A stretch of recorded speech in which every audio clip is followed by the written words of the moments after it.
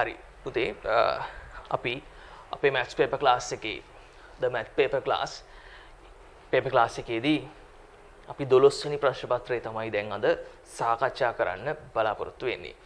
paper එක applied paper එකක්. ඔයගොල්ලන්ට ලැබිලා තියෙනවා විභාග මට්ටමේ වගේම පට්ට paper එකක් right.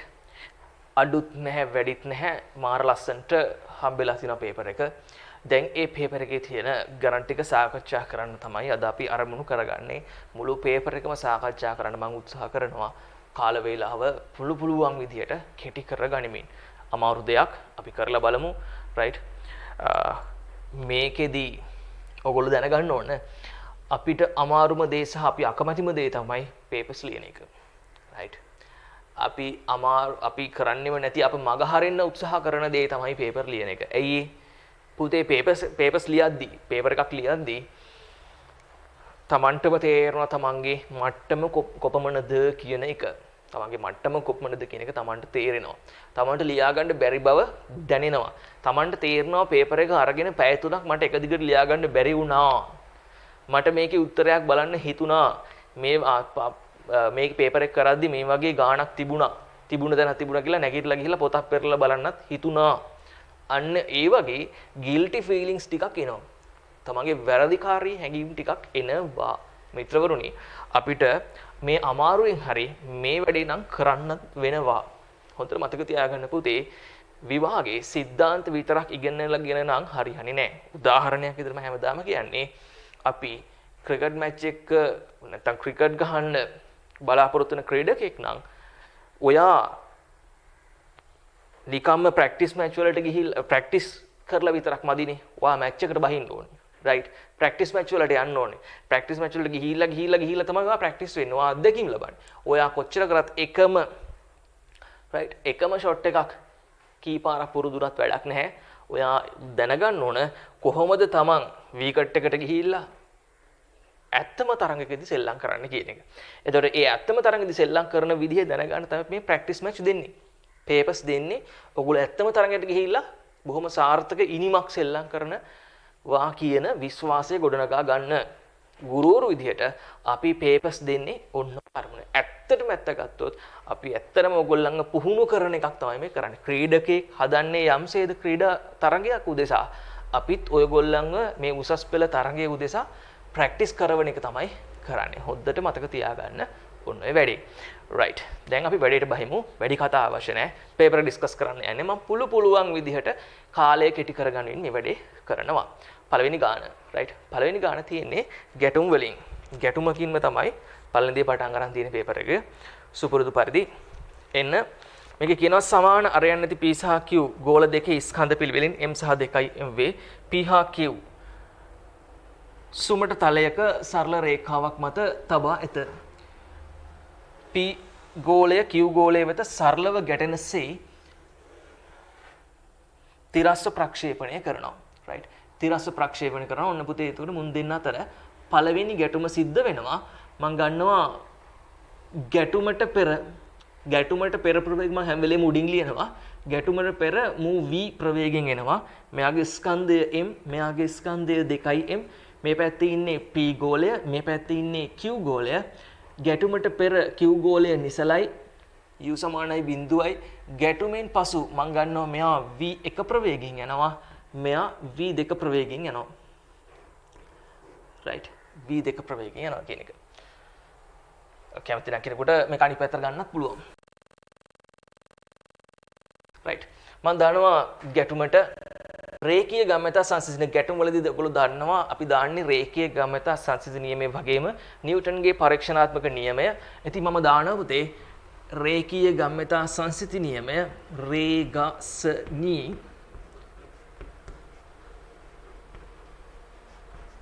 හරි. ගැටුමට පෙර ගම්‍යතාවය m වතාවක් v සමානයි m වතාවක් v1 ධන 2m වතාවක් v2. මට කියන්න බැරුණානේ මොකක්ද දැන් මේකේ අරමුණ. දැන් මේකෙදි කියනවා ඊට පස්සේ p හා q ගෝලයේ සරලව ගැටෙන පරිදි තිරස් ප්‍රක්ෂේපණය කරනවා. q ගෝලයේ සුමට සිරස් බාධකයක වැඩි ඉස්සරහට ගිහිල්ලා බාධකයක වැඩිලා පොළාපැන p හිදී දෙවෙනි වරටත් ගැටෙනවලු. ගැටලා නිසල වෙනවලු. q දෙවෙනි වරටද ගැටි නිසල වේ. right. ඊට පස්සේ ගැටුම් සඳහා ප්‍රත්‍යග්ගති සංගුණය සියලු ගැටුම් සඳහා ප්‍රත්‍යග්ගති සංගුණකෙහි E නම් මෙන්න මේ බව පෙන්වන්න කියලා E ගේ ප්‍රකාශනයක් දීලා තියෙනවා. කොහොමද මේ වැඩේට අපි බහින්නේ? හරි. මෙන්න මෙහෙමයි ඉලක්කය පුතේ මගේ. දැන් මම V ප්‍රවේගයෙන් ප්‍රක්ෂේපණය කරනවා කියලා ගත්තා. ඇත්තටම V කියන එක අපිට දීලා නැහැ. E විතරයි ගානේ දීලා තියෙන්නේ. මගේ බලාපොරොත්තුව මෙතනදී මේ දෙන්න ගැටුණට පස්සේ V1 සහ V2 ප්‍රවේග වලින් ගමන් කරනවානේ. මට මෙතන රේඛීය ගම්‍යතා සංසිඳන නියමය දැම්මට පස්සේ V1 සහ V2 අතර සම්බන්ධයක් ගොඩනගා ගන්න පුළුවන් ඔයගලන්ට පේනවා වගේම. දෙවෙනියට මම නිව්ටන්ගේ පරීක්ෂණාත්මක නියමය දැම්මට පස්සේ ආයෙ මට සම්බන්ධයක් ගොඩනගා ගන්න පුළුවන් V1 සහ V2 අතර. එතකොට ඒක ඇතුළේ E එනවා E ප්‍රශ්නයක් නැහැ E ගාන අපිට දීලා තියෙනවා. E වලින් දැන් ගාන දීලා තියෙන්නේ. right V1 සහ V2 අතර සම්බන්ධතා දෙකක් මම ගත්ත නිසා අපි දන්නවත් දැකීමෙන් මොකක්ද මේ දෙන්න විසඳලා අපිට පුළුවන් V1 සහ V2 හොයාගන්න. ඊට පස්සේ දැන් මෙයා V1 මේ පැත්තට යනවා නැත්නම් පිටිපස්සට යනවා. හරි එක්ක මේ පැත්තට එනවා නැත්නම් පිටිපස්සට යනවා අපි දන්නේ නැහැ කියලා හිතමුකෝ. මෙයා ගිහිල්ලා වදිනවා සිරස් තලයක සිරස් බාධකයේ වදිනවා. මෙයා පුතේ V2 ප්‍රවේගයෙන් කියලා සිරස් බාධකයේ වැදුනට පස්සේ පොළාපයින්නේ ඊට වඩා වෙනස් ප්‍රවේගයක්. අපි දන්නවා V වලින් වැදුනොත් EV වලින් පොළාපයින්නවා.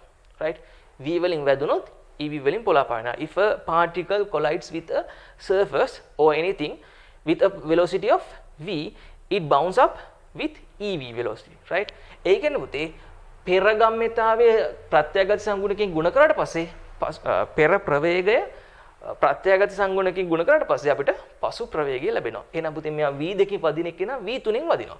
V2 හොයාගත්තනේ අපි දැන් කලින්. V2 හොයාගත්ත නිසා අන්න V3 අපිට ලැබෙනවා. V3ත් ලැබෙනවා. ඊට පස්සේ මොකද වෙන්නේ? V3න් එන Q ගෝලය මේ පැත්තෙන් එන V1කින් එන P ගෝලයත් එක්ක ආයෙත් වදිනවා. ඊට පස්සේ මොකද වෙන්නේ? V4 කියලා අලුත් ප්‍රවේගයකට යනවා. කවුද යන්නේ? P ගෝලය. P ගෝලය V4 කියලා අලුත් ප්‍රවේගයකට යනවා.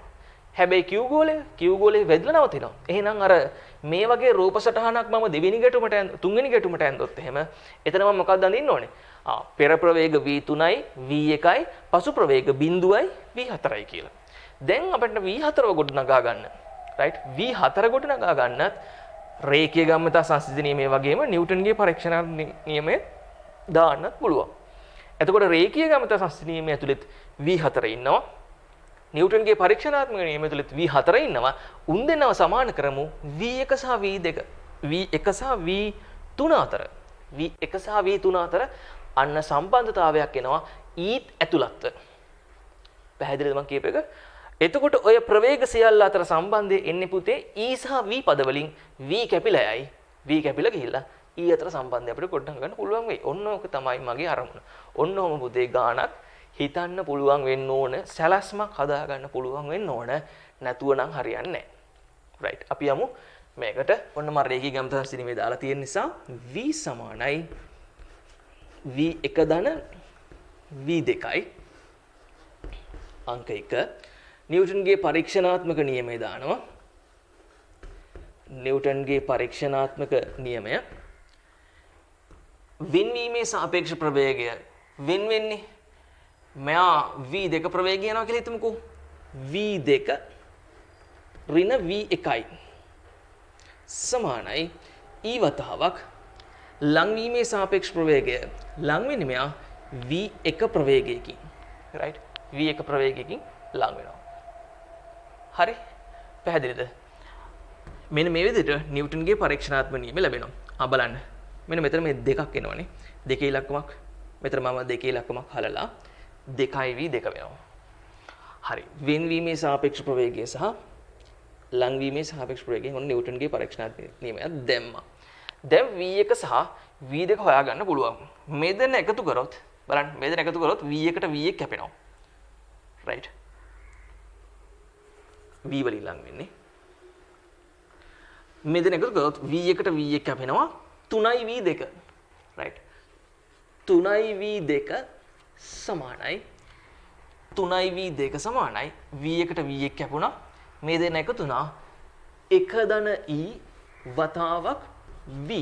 එහෙනම් V2 සමාන වෙනවා 1 ධන E V බෙදීම 3යි.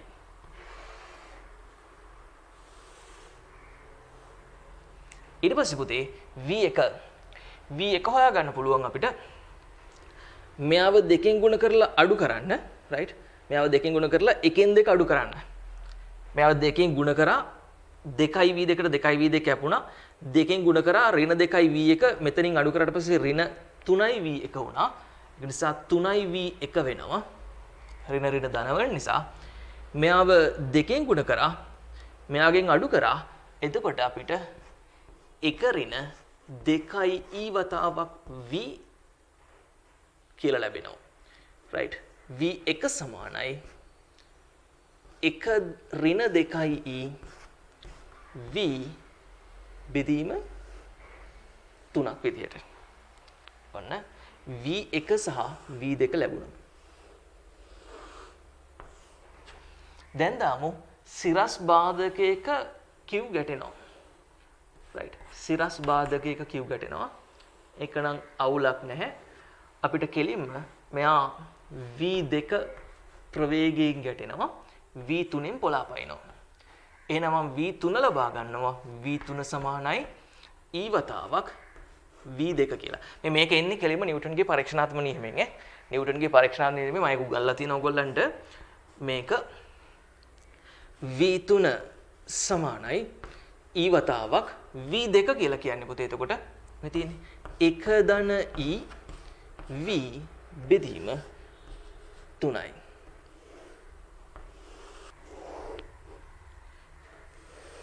මේ විදිහට අපිට v3 ලැබෙනවා. පැහැදිලිද පුතේ? right. v3ක් ගත්තා. දැන් ඊළඟට තුන්වෙනි ගැටුම. තුන්වෙනි ගැටුමදී මම ආයෙත් ගන්නවා මේ විදිහට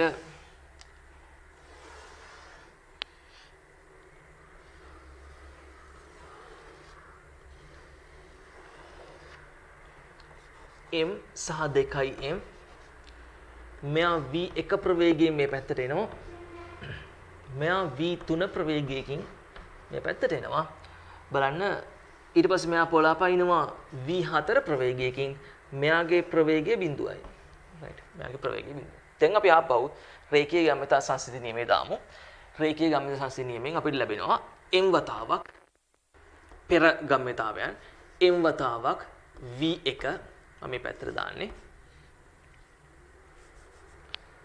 m වතාවක් v1 ඍණ 2යි m වතාවක් v3 සමානයි පසු ගම්‍යතාවයන් ඍණ m වතාවක් v4 ඔන්න v4 වන ධාවන සම්බන්ධතාවය පැහැදිලිද එතකොට v4 මට ලැබෙනවා v4 සමානයි 2යි v3 ඍණ v1 කියලා right දැන් රේඛීය ගම්‍යතා සංස්ථිත නියමයෙන් පස්සේ අපි දාමු නිව්ටන්ගේ පරීක්ෂණාත්මක නියමය. එතකොට අපිට හම්බ වෙනවා ගැටුමෙන් පස්සේ වෙන්වීමේ සාපේක්ෂ ප්‍රවේගය. right වෙන්වීමේ මෙයා නවතිනවා. right මෙයා නවතිනවා. දැන් අපි මේක දිහා බලන් හිටියොත් පුතේ අපි මේ ගැටුම දිහා බලන් හිටියොත් අපිට පේනවා මූ නැවතිලා ඉන්නවා ගැටුමෙන් පස්සේ මෙයා v4 ප්‍රවේගයකින් මේ හැතර යනවා. වෙන් වෙන්නේ කොහොමද? මම නැවතිලා ඉන්නවා ඔයා යනවා. right එහෙනම් v4 ප්‍රවේගයකින් එයා යනවා වෙන්වීමේ සාපේක්ෂ ප්‍රවේගය v4 සමානයි e වතාවක් ලංවීමේ සාපේක්ෂ ප්‍රවේගය. ලං වෙන්නේ කොහොමද? අපිට පේනවා දෙන්නෙක්. right ඔයත් එනවා මාත් එනවා. දෙන්න ලං වෙන්නේ මොන ප්‍රවේගයෙන්ද? v3 ධන v1 ප්‍රවේගයෙන්. v3 ධන v1 ප්‍රවේගයකින් තමයි ලං වෙන්නේ. පැහැදිලිද පුතේ? එතකොට මෙන්න මේක තමයි අපේ සම්බන්ධය. මම මෙතනට ගන්නවා 2යි v3 v4ට ආදේශ කරමු. 2යි v3 ඍණ v1 සමානයි e වතාවක් v3 ධන v1යි මම එහා පැත්තට v1 ගමු එක පැත්තකට v3 ගමු තව පැත්තකට 2 ඍණ e 2 ඍණ e වතාවක් v3 සමානයි 1 ධන e වතාවක් v1 v3ට ආදේශ කරන්න 2 ඍණ e වතාවක් e වතාවක් 1 ධන e v බෙදීම 3යි සමානයි 1 ධන e v1 v1 කියලා කියන්නේ පුතේ 1 ඍණ 2යි e v බෙදීම 3යි. 3ට v ට 3ට v කැපුණා. 1 ධන e 1 ධන e කැපුණා. මෙතනින් හම්බ වෙනවා e වර්ගයක්. මෙහා පැත්තට ගේන්න ධන e වර්ගය වෙනවා. මෙතන ඍණ e වර්ගයක් හදින්න හරි. e වර්ගය මෙතන හැදෙනවා 2i මේ පැත්තට ගේන ඍණ 2i වෙනවා. ඍණ 2i ඍණ 2i ඔක්කොම ඍණ 4i වෙනවා. මෙතන ධන එකක් ඉන්නවා. මේන් කවුරුත් එන්නේ ධන 1 සමානයි බිඳුවයි. ඔන්න අපිට අවශ්‍ය ප්‍රකාශනය. රයිට්. අපිට අවශ්‍ය ප්‍රකාශනය.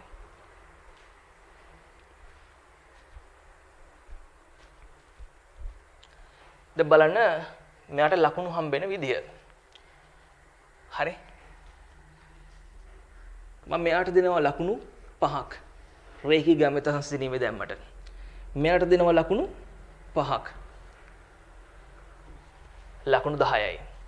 පළමු ගැටුමට රේගසනි දැම්මා. නිව්ටන්ගේ පරීක්ෂණාත්මකය දැම්මා. මේ ප්‍රවේග දෙක එතනින් ලබා ගන්නවට තව ලකුණු 5ක් දෙනවා. රයිට්. තව ලකුණු 5ක් දෙනවා. v3 ඊට පස්සේ පුතේ එතන ලකුණු 15ක් කියලා තියෙනවනේ. ඊට පස්සේ මෙතන මේ දෙන්න සමාන කරලා සම්බන්ධය ගන්නවට තව ලකුණු 5ක් දෙනවා. රයිට්. තව ලකුණු 5ක් දෙනවා. සමාන කරලා ගන්නවට දාගන්න මෙතනට ලකුණු 5ක් මෙතන මම දෙන්නම් රේඛීය ගාමිත සංසිඳීමේ දානට ආපහු ලකුණු 5ක්. පැහැදිලිද? ඒ ආකාරයෙන් ලකුණු 25 බෙදලා යනවා. අපි යමු ඊළඟ ප්‍රශ්නෙට.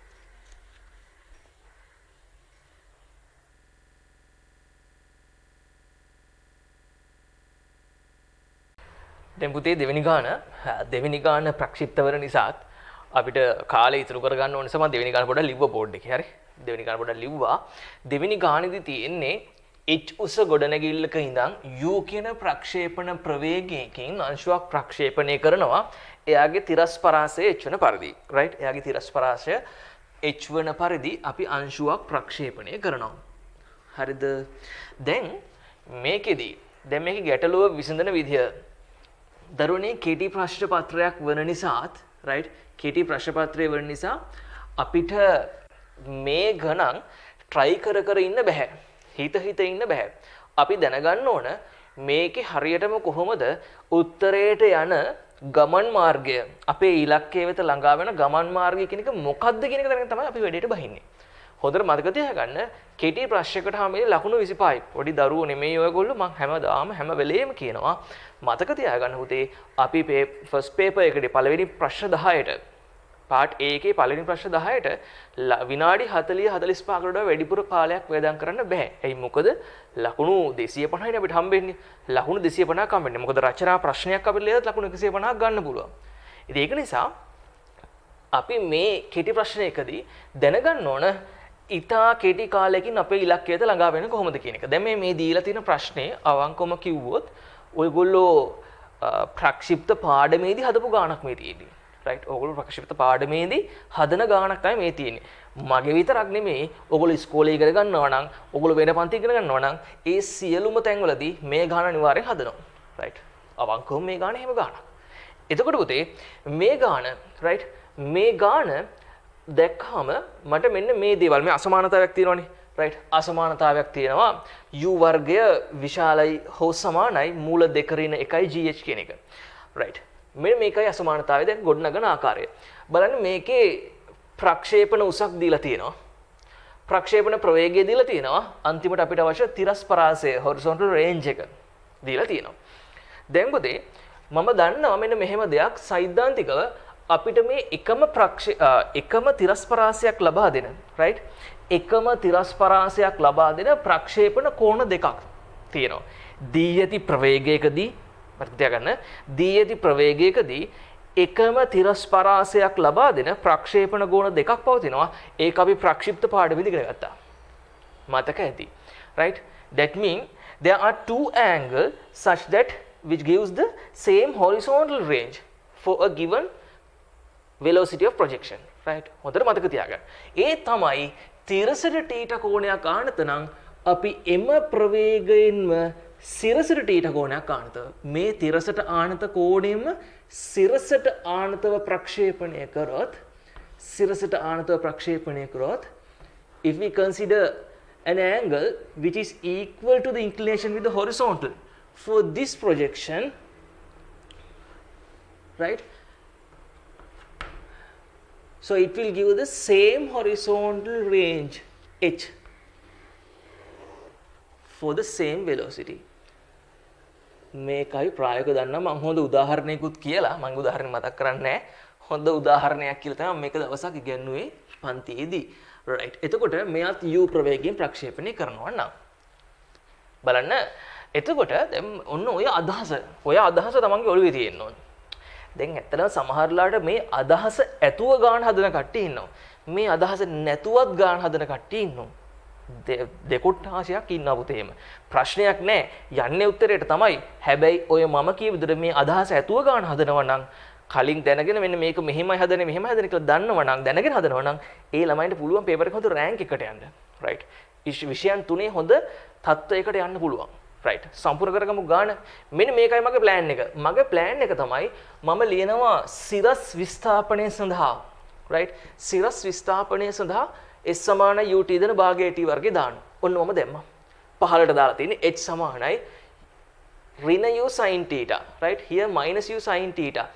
බලාගන්න පුතේ මම සමීකරණය පහළට දාලා තියෙන නිසා තමයි මේ විදිහට සංකේත වෙනස් වෙලා ඉන්නේ. සාමාන්‍යයෙන් අපි බහුලව භාවිත කරන්නේ මෙයාව ඍණ h කරලා ඉහළට නෙදාන්නේ. මම මේක පහළට දැම්මා. ප්‍රශ්නයක් නැහැ. ඊට පස්සේ මගේ අරමුණ තමයි තිරස් දිශාවට s සමානයි ut දාන එක. මට මේකෙදි මට උවමනා වෙන්නේ පුතේ අපි දන්නවා මේක හැම වෙලේම කරලා තියෙනවා ප්‍රක්ෂේපණ කෝණය සඳහා වර්ගජ සමීකරණයක් ගොඩනගා ගන්න තමයි පළවෙනි පියවර ටික කියන්නේ. මේ ඉතින් තියෙන පියවර ටික බලන්න. ප්‍රක්ෂේපණ කෝණය සඳහා වර්ග සමීකරණයක් ගොඩනගන. මේක අපි දන්නවා හරි. අපි දන්නවා. ඔයගොල්ලෝ ප්‍රක්ෂිප්තවලදී තිරස්සා සිරස් විස්ථාපන x, y කියලා අරගෙන ඔයගොල්ලෝ වර්ග සමීකරණයක් ගොඩනගනවා x ට. ඒ වගේම තමයි වර්ග සමීකරණයක් ගොඩනගන්න පුළුවන් ප්‍රක්ෂේපණ කෝණය සම්බන්ධ. මේ තියන්නේ වර්ග සමීකරණය ගොඩනගලා. right.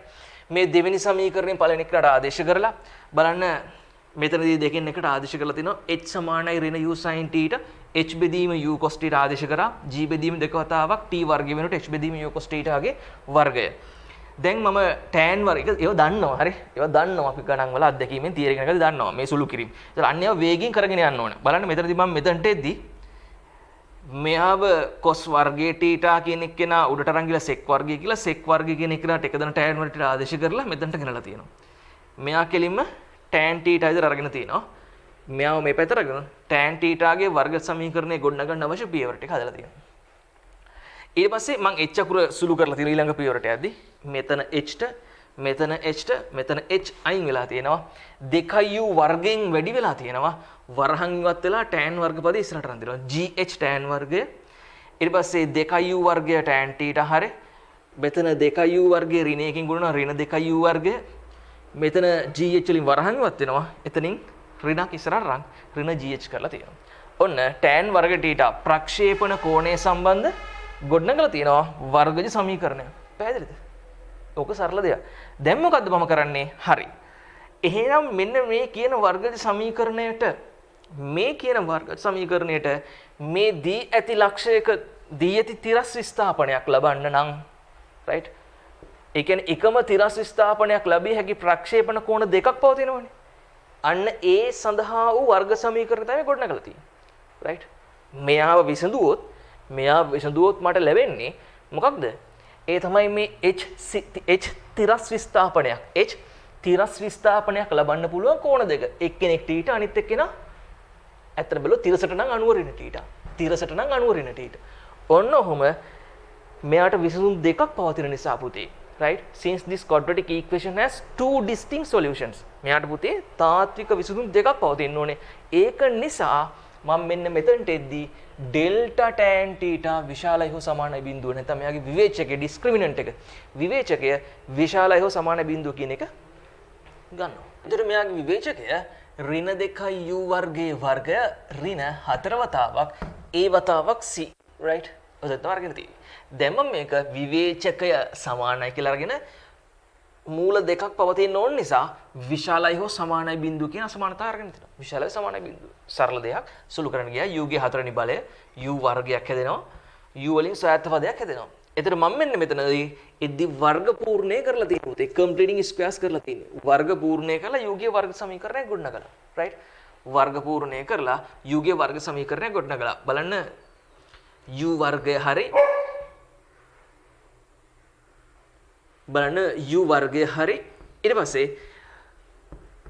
2යි ghu වර්ගයක් ඉන්නවා u වර්ගයේ ඉන්නවා ghu දැම්මා දෙකකින් ගුණ වෙලා දැන් මෙතන තියෙනවා බොහොම පහසුවෙන් ඒක නිසා එළියට දානවා g වර්ග h වර්ගයක් right ඒ g වර්ග h වර්ගය වැඩිපුර දාලා එයාම අඩු කරලා දැම්මා ඒක නිසා පුතේ මේ එළියේ හිටපු ඍණ g වර්ග h වර්ගය ඍණ 2යි g වර්ග h වර්ගය වුණා right පැහැදිලිද එළියේ හිටපු ඍණ g වර්ග h වර්ගය හරියන්නේ නැහැ නේ මොකද මෙතන තියෙන gh එකන්නේ ධන gh පදයක් නේ ඒක නිසා තමයි g වර්ග h වර්ගයේ පදයක් ඕන වුණා මෙතනට ඒක නිසා ඍණ g වර්ග h වර්ගයේ පදයක් දැම්මා ඒ දෙන්නම විතර තමයි ඍණ 2යි g වර්ග h වර්ගය උනේ මේක මේ ප්‍රක්ෂිප්ත ගාන නිසා මම කලින් උත්තරේ දීලා කාලය ඉතුරු කර ගන්න ඕන නිසා මේ කරේ හරි දැන් මේක ඍණ 2යි g වර්ග h වර්ගය හැබැතර දැම්මා වර්ගමූලයේ සලකුවා අපිට අවශ්‍ය අසමානතාවය වෙත ගියා බලන්න මේකේ ලකුණු ලැබෙන විදිහ right මේකේ ලකුණු ලැබෙන විදිහ බලන්න පුතේ මෙන්න මේ දෙන්නට ලකුණු 5ක් ලැබෙනවා right ලකුණු 5යි tan ගේ වර්ග සමීකරණය ගොඩනගනවට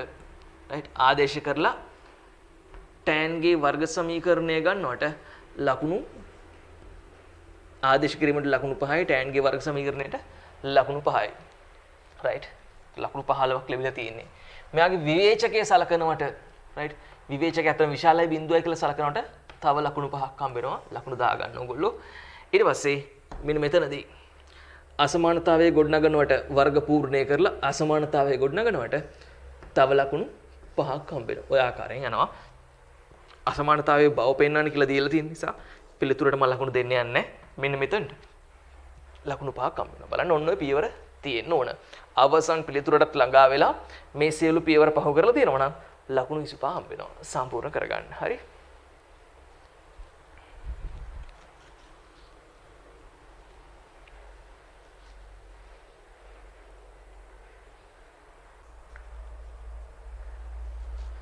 හරි පුතේ තුන්වෙනි ගානදී කියනවා අපිට යුද නැවක් u නියත ප්‍රවේගයෙන් උතුරු දිශාවට ගමන් කරමින් සිටින විටදී ඊට හරි නැගෙනහිරින් d දුරකින් සතුරු නැවක් දිස් වෙනවලු පෝෂිප් එකක් උතුරු දිශාවට u ප්‍රවේගයකින් ගමන් කරමින් සිටිනවා right ඊට පස්සේ අපිට හම්බෙනවා සතුරු නැවක් උතුරින් බටහිරට තීට කෝණයක් සාදමින් v ප්‍රවේගයකින් යාත්‍රා කරනවා right අපිට කියනවා u කියන එක නා විශාලයිලු v cos θට වඩා u විශාලයිලු කෝණයක් සාදශාර v ප්‍රවේගයෙන් ගමන් කරා යුද්ධ නැවට සාපේක්ෂව සතුරු නැවේ ගමන් පෙත ලකුණු කර නැව දෙක අතර කෙටිතම දුර we want to find the shortest distance between these two vessels that mean here පුතේ යුද නැව u ප්‍රවේගයකින් ගමන් කරනවා එයාට හරි නැගෙනහිරින් d දුරකින්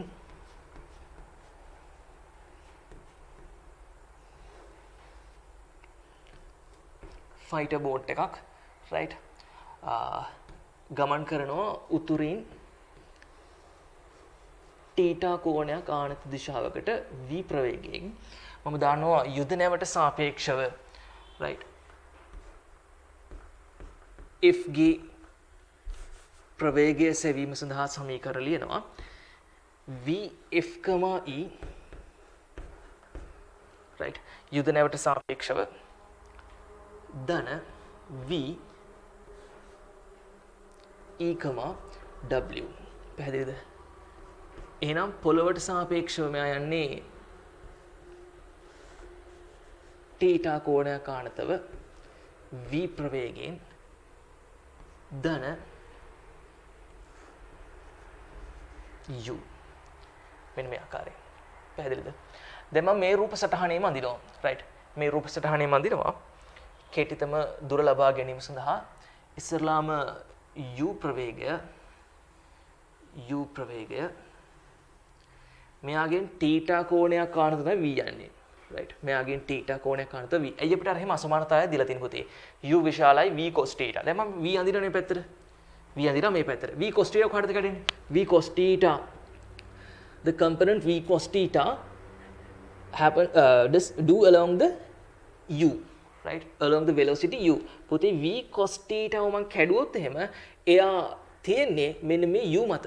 එතකොට මෙන්න මේ පරිද්දෙන් ඔන්න බලන්න v cos θ කියන එක නා u ට වඩා කුඩා වන පරිද්දෙන් තමයි තියෙන්නේ. මෙයා u නම් v cos θ කියන එක එරඩ කොට වෙන්න. දැන් අපිට මට මෙහෙට නිකන් v අඳින්න පුළුවන්.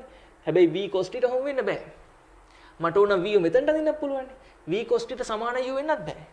අන්න අනිවාර්යයෙන්ම මේ v කියන එක්කෙනාව මෙන්න මේ පැත්තෙන් තමයි තියාගන්නේ. තේරුණාද? ඔන්න ඔක තමයි කියලා තියෙන්නේ. එක්කෝ මට v මෙතනින් උගුල අඳින ඉර මෙතනින් නවත්තන්න පුළුවන්, මෙතනින් නවත්තන්න පුළුවන්, මෙතනින් නවත්තන්න පුළුවන්. කොතනින් නවත්තන්න ඕනේ? හරි තැන මෙතන. මේ පැත්තේ. මේ කැඩීරට මේ පැත්තෙන් පුතේ. එතකොට බලන්න. ඔන්න ඔතනින් ඔයගලන්ට ලැබෙනවා v කියන එක්කෙනා. දැන් මම බැලුවොත් එහෙම මෙයාගේ සාපේක්ෂ ගමන් පෙත නැත්නම් සාපේක්ෂ ප්‍රවේගය ලැබෙන්නේ මෙන්න මෙතනින්. right? සාපේක්ෂ ප්‍රවේගය ලැබෙන්නේ මෙතන. ඒ කියන්නේ මොකක්ද මේ අඳින්නේ? යුද නැවට සාපේක්ෂව ප්‍රහාරක යාත්‍රාවේ යුද නැවට සාපේක්ෂව ප්‍රහාරක යාත්‍රාවේ ගමන් පෙත තමයි ඇදලා තියෙන්නේ. ප්‍රවේගය තමයි ඇදලා තියෙන්නේ. එහෙනම් යුද නැවට සාපේක්ෂව ගමන් පෙත තියෙන්නේ පුතේ මෙයා හරහා. right? ඔන්න ඔහොමයි තියෙන්නේ. යුද නැවට සාපේක්ෂව ගමන් පෙත ඔන්න විදිහට තමයි තියෙන්නේ. පැහැදිලිද? එහෙනම් මේ දුර d නම් මෙන්න මේ කෝණයේ තිරසට මෙතන t ට තියෙනවා. මම මෙතන ඇල්ෆා කියලා ගන්නම්. ඇල්ෆා නම් මට කෙලින්ම යුද නැවේ ඉඳන් තියෙන කෙටිතම දුර මෙන්න මෙහෙම අඳින්න පුළුවන්. මොකද්ද? d sin alpha. මම ලියනවා මෙතනින් කෙටිතම දුර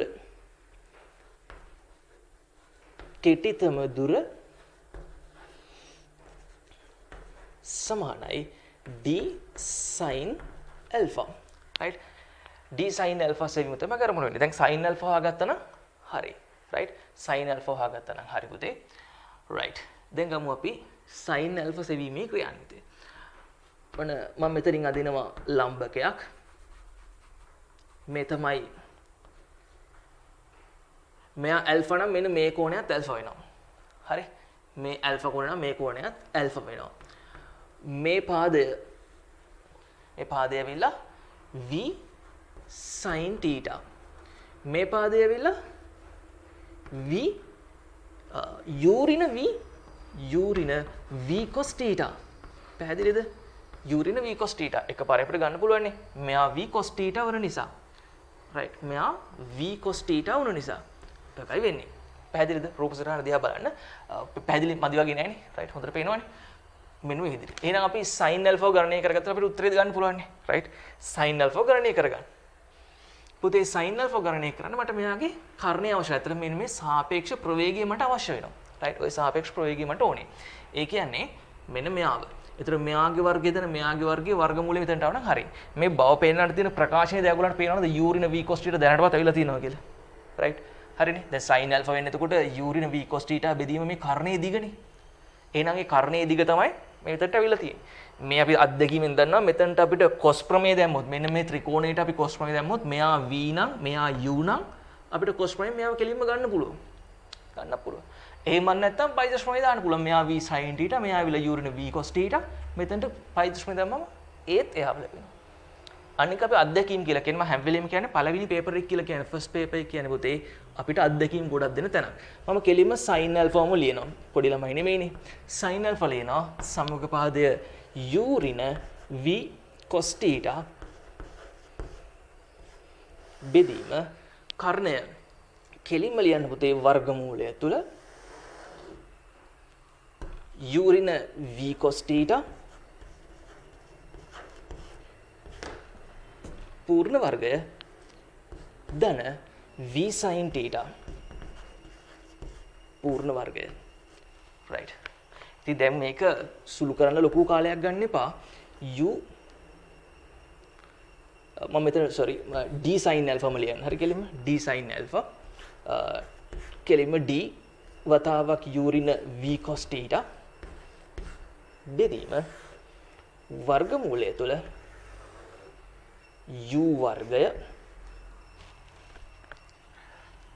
මෙතන හම්බෙනවනේ මැද හම්බෙනවා ඍණ 2 uv cos θ පදයක්. ඊට පස්සේ අග හම්බෙනවා v වර්ගයේ cos වර්ගයේ θ පදයක්. මෙතන හැදෙනවා v වර්ගයේ sin වර්ගයේ θ පදයක්. මම එයාගෙන් v වර්ගයක් එළියට ගත්තාම sin වර්ගය θ ධන cos වර්ගය θ පදයක් හම්බෙනවා. උත්තරේ දිහා බලාගෙන සුළු කරගෙන යන්න පුළුවන්. ඍණ 2 uv cos theta. මේ මෙහෙම ලියන ස්ටයිල් එක ඉගෙන ගන්න. right? ඔයගොල්ලෝ මන් දන්නවා ඔයගොල්ලෝ බහුතරයක් මතක තියාගන්න. ඔයගොල්ලෝ බහුතරයක් මෙහෙම ලියලා තියෙනවනේ. මෙතන ප්‍රවේගය හොයලා දැන් මෙහෙම ලියලා ලස්සනට ඊට පස්සේ මෙයාගේ ප්‍රවේගය හොයනවා cos ප්‍රමේය හරි මෙන්න මේ ක්‍රමයේ හරි දාලා මේ මම ලියපු ක්‍රමයේ හරි දාලා මේ ප්‍රවේගය හොයනවා. right? ඊට පස්සේ කෙටිතම දොර හොයන්න ලම්බගේ නිර්මාණික ඩිසයින් කමක් නැහැ හොඳයි. හැබැයි වෙලාව මදි වෙයි. අන්න එකයි මේ පේපර් ඩිස්කෂන් එකදී හදා ගන්නවා අන්න ඒවා. කොහොමද මේ කෙටියෙන් ලියලා තියෙන්නේ? අපි කොහොමද ලකුණු 25 කෙටියෙන්ම ගන්නෙ? කියන එක. right? මෙන්න මෙහෙම ගන්න. ඉතින් ඔයගොල්ලන්ට ඊළඟට උත්තරේ හම්බ වෙනවා. මෙයා එකයිනේ. මෙයා එක ආදේශ කරපු ගමන් පුතේ ඊළඟට උත්තරේ හම්බ වෙනවා. බලන්න. අඩු බොහොම පොඩි දත්ත ප්‍රමාණයක් තමයි ලියලා තියෙන්නේ. right? බොහොම පොඩි දත්ත ප්‍රමාණයක් ලියලා තියෙන්නේ. සම්පූර්ණ කරගන්න. මේ ඔයගොල්ලෝ අත්දැකීම් ගත්තු ගණන්. right? සම්පූර්ණ කරන්න.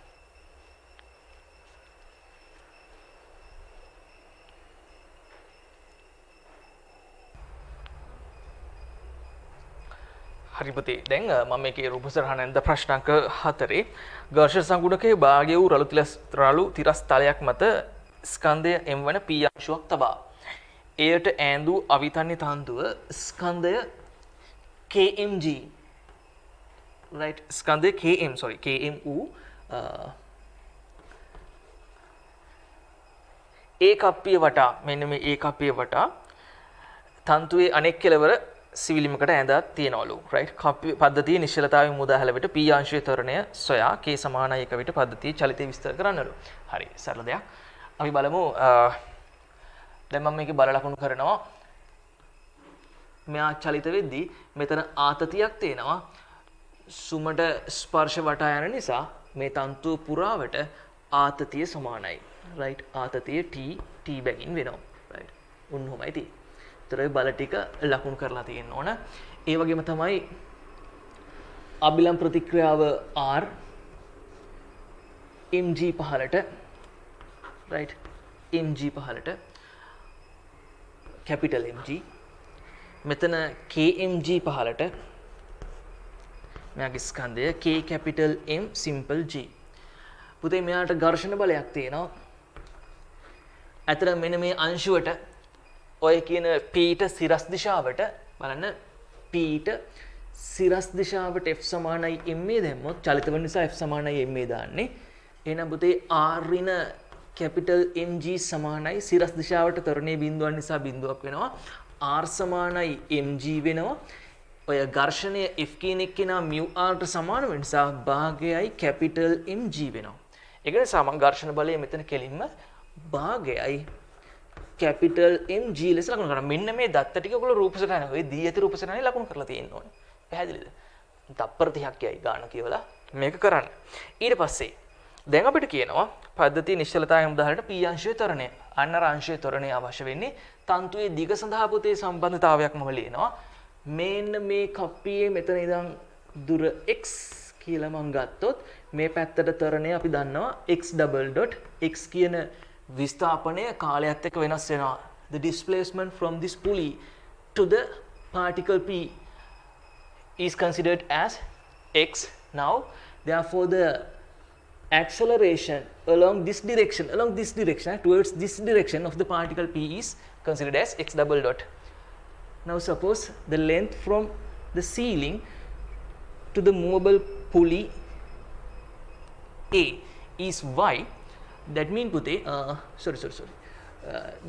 that should consider from this much of height, right? මෙන්න මේ height එකේ ඉඳන් අපි මේක y කියලා ගමු. මේක අපි constant එකක් කියලා ගමු. මේක අපි නියත දුරක් කියලා ගමු මිත්‍රවරුනි. එතකොට මෙයා k වෙනවා. පැහැදිලිද? මෙයත් k කියලා ගන්න පුළුවන්. ඇත්තටම මේක කෙටි ප්‍රශ්නයක් නිසා ඉතින් මෙච්චර දේවල් ඕනෙත් නැහැ. මෙයා k 1 මෙයා k 2 කියලා ගන්න පුළුවන්. ඒතර තන්තුවේ දිග සඳහා වන සම්බන්ධතාවයක් මම ගොඩනගනවා. තන්තුවේ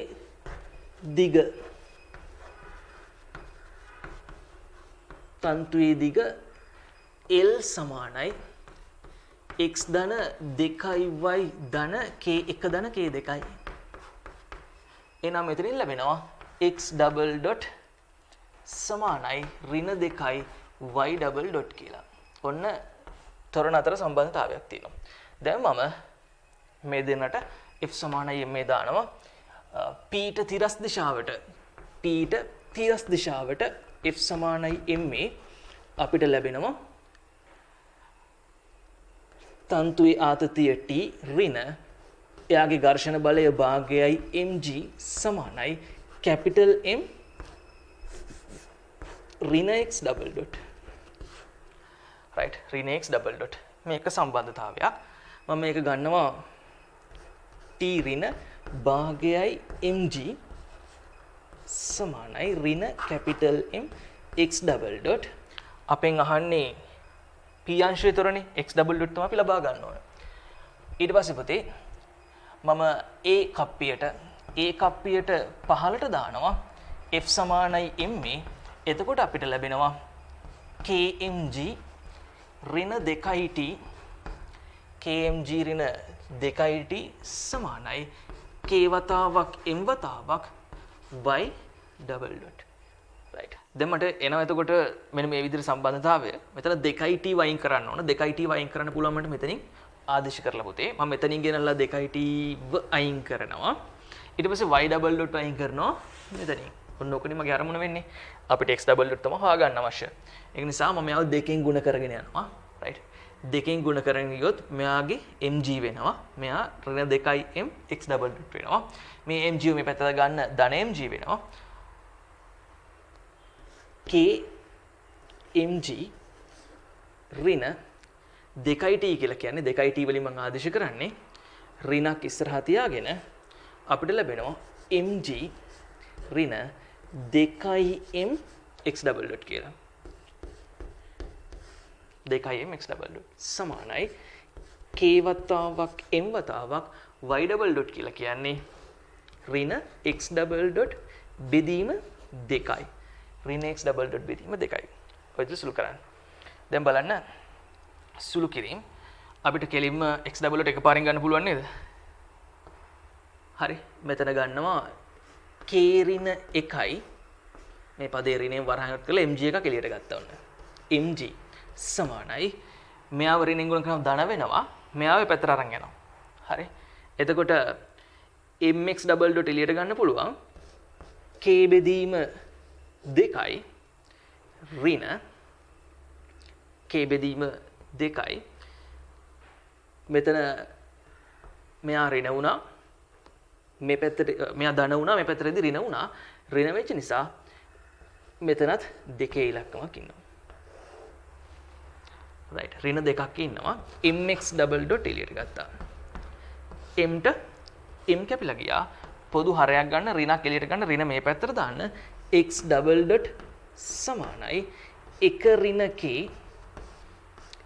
k g බෙදීම දෙකේ ඉලක්ක මේ පැත්තට ගමු දෙවතාවක් k ධන 4යි k ධන 4යි මෙන්න මේ විදිහට x double dot p කියන අංශුවේ තරණය ලැබෙනවා අපිට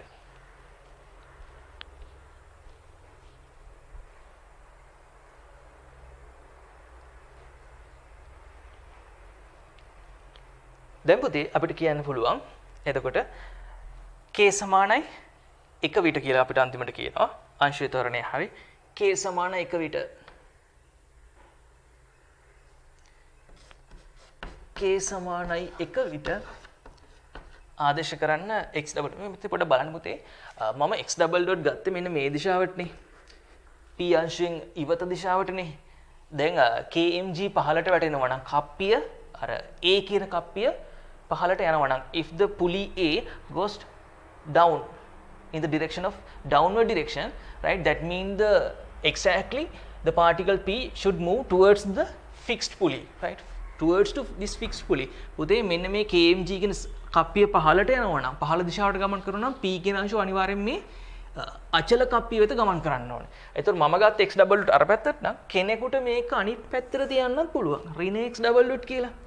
මේ මෙතන එන්නේත් ඕන ඍණ අගයක් නෙමෙයි. මෙතන ආපු ඍණ එක්කෙනා එකපාරින්ම කෙනෙකුට මෙතන ඍණ තියලා තියන්න පුළුවන්. ඒ කියන්නේ මම කියන්නේ මෙතන ඍණක් ඔයගොල්ලෝ එළියට ගන්නවානේ. ඒ ඍණ මෙයත් එක්ක තියෙනවා. පොදු හරයක් ගන්නවා k ධන 4 කරනවා බෙදීම දෙකක් ඉන්නවා. ඒ බෙදීම දෙක මෙතනට අරන් ගියා. දෙවතාවක් k ඍණ 1යි g බෙදීම k ධන 4යි.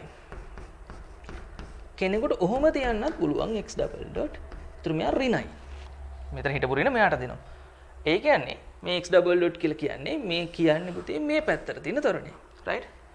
Acceleration towards the fixed pulley. right? Here outward of the fixed pulley.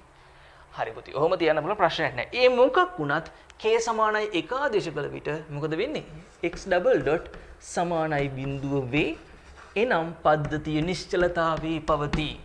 එනම් පද්ධතිය නිශ්චලතාවේ පවතී. බලන්න ලකුණු 25 බෙදෙන හැටි. මෙයාට f සමානයි ma දානකොට p අංශුවට තිරස් දිශාවට f සමානයි ma ට ලකුණු 5යි. a අංශුවට තිරස් දිශාවට f සමානයි ma ට ලකුණු 5යි. අංශුවේ ත්වරණ අතර සම්බන්ධ අංශුවේ තන්තුවේ දිගවල අතර සම්බන්ධයෙන් අංශුවල ත්වරණ අතර සම්බන්ධයෙන් ගන්නට ලකුණු 5යි. දැන් ලකුණු 20ක් ගිහලා තියෙනවා. මෙන්න මේ x double dot හොයනකොට ලකුණු 5ක් හම්බ වෙනවා. ඔය ආකාරයෙන් ලකුණු 20ක් ගියා මෙතන අවසන් ප්‍රතිඵලයට ලකුණු 5යි පද්ධතිය නිශ්චල වේ කියන අකුරු ටික තියෙනවා නේ. පද්ධතිය නිශ්චල වේ කියන අකුරු ටිකට ලකුණු 5ක් හම්බ වෙනවා. සම්පූර්ණ කරගන්න.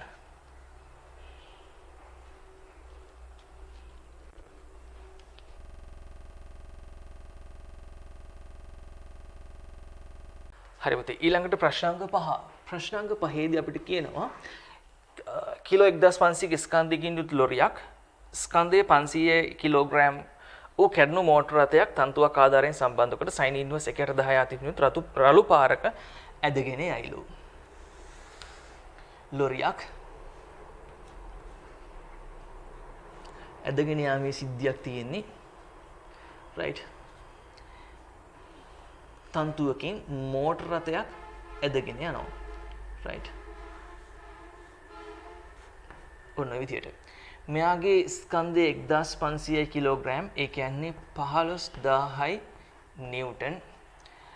එතකොට මෙයාව එකිනෙකට ලම්බක සංරචක දෙකකට ලකුණු කරොත් එහෙම මෙතන හම්බ වෙනවා මේ ආනතිය ඇල්ෆා සමානයි sin inverse 1/10යි. right? මම ගන්නවා ඇල්ෆා සමානයි බලා ගන්න පේනව නේද? sin inverse 1/10යි. ඒ කියන්නේ පුතේ sin alpha කියලා කියන්නේ 1/10යි මේ විදියට. හරි.